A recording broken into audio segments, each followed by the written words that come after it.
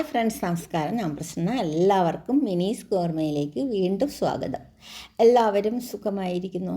അപ്പോൾ നമുക്ക് ഇന്നൊരു മാമ്പഴ പുളിശ്ശേരി ഉണ്ടാക്കി നോക്കിയാലോ. മാമ്പഴ പുളിശ്ശേരി വളരെ നല്ല ടേസ്റ്റാണ്. ചോറുണ്ണാൻ ഭയങ്കര ടേസ്റ്റാണ് മാമ്പഴ പുളിശ്ശേരിയും കൂട്ടി. അപ്പോൾ ഇതിനാണെങ്കിൽ തൈരും തേങ്ങയും മാമ്പഴവും ഉണ്ടെങ്കിൽ നമുക്ക് എപ്പോൾ വേണമെങ്കിലും വളരെ ഈസി ആയിട്ട് മാമ്പഴ പുളിശ്ശേരി ഉണ്ടാക്കാം.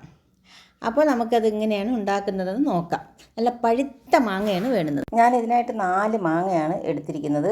3 ചെറുതും ഒരു വലിയ മാങ്ങയും. അപ്പോൾ ഇത് 1.5 കപ്പ് വെള്ളം ചേർത്ത് 1/2 ടീസ്പൂൺ മുളക് പൊടി, ഒരു 1/4 ടീസ്പൂൺ മഞ്ഞൾപ്പൊടി, 1/2 ടീസ്പൂൺ ഉപ്പും ചേർത്ത് വേവിക്കണം. അത് നന്നായിട്ട് തിളച്ച് കഴിയുമ്പോൾ നമുക്ക് അടച്ച് വെച്ച് കുക്ക് ചെയ്യാം. അതിൻ്റെ വെള്ളം പിന്നെ വറ്റി അല്പം വെള്ളമേ കാണൂ. പിന്നെ നമ്മൾ അരപ്പരച്ച് ചേർക്കും.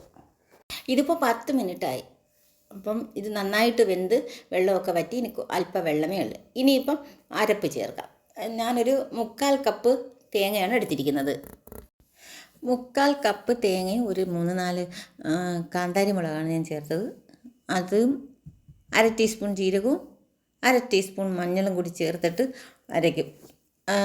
ഹോൾ ജീരകം ഇല്ലെങ്കിൽ ജീരകത്തിൻ്റെ പൊടി വറുത്ത് പൊടിച്ചത് ഞാനതാണ് ചേർക്കുന്നത്. അത് ചേർക്കാം. തൈര് ചേർത്താണ് അരയ്ക്കുന്നത്. പച്ചവെള്ളം ചേർത്തിട്ട് അരയ്ക്കരുത്. പിന്നെ വലിയ പച്ചമുളക് ഉണ്ടെങ്കിൽ നിങ്ങൾക്ക് മാങ്ങ വേവിക്കുമ്പോൾ അതിൻ്റെ കൂടെ 2ആയിട്ട് കീറി പച്ചമുളക് അതിൽ ചേർക്കാം. ചിലർ അരയ്ക്കും, ചിലർ അതിൽ ചേർക്കും. ഞാനിതിനകത്ത് അരയ്ക്കുകയാണ് ചെയ്യുന്നത്. പിന്നെ കുരുമുളക് പൊടി ചിലർ ചേർക്കും മുളക് പൊടിക്ക് പകരം.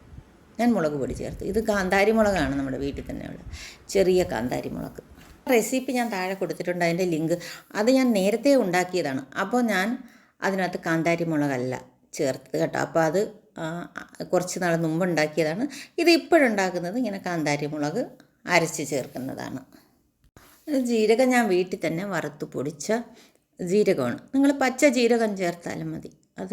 അത് ചേർക്കാം, ഇതും ചേർക്കാം.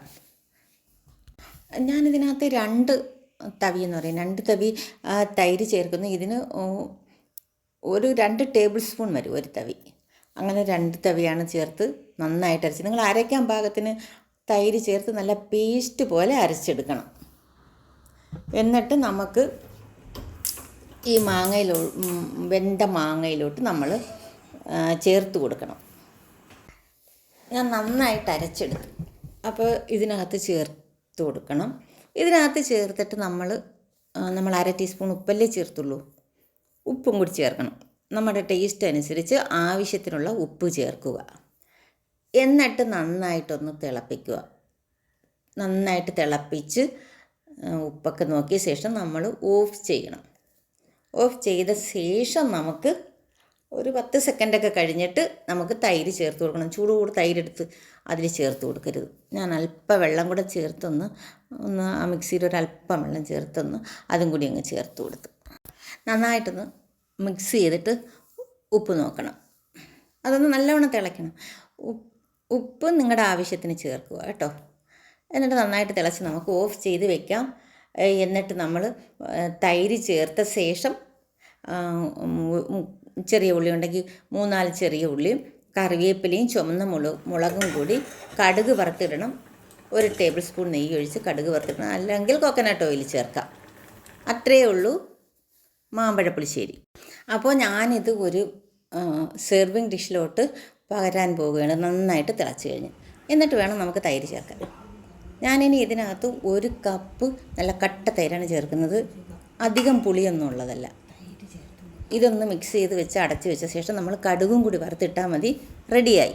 നിങ്ങളുടെ മാങ്ങ നല്ല മധുരം അല്ലെങ്കിൽ ഒരു നെല്ലിക്ക വലുപ്പത്തിൽ ശർക്കര കൂടി ചേർത്താൽ മതി അത് വേവിക്കാൻ നേരത്തേക്ക്.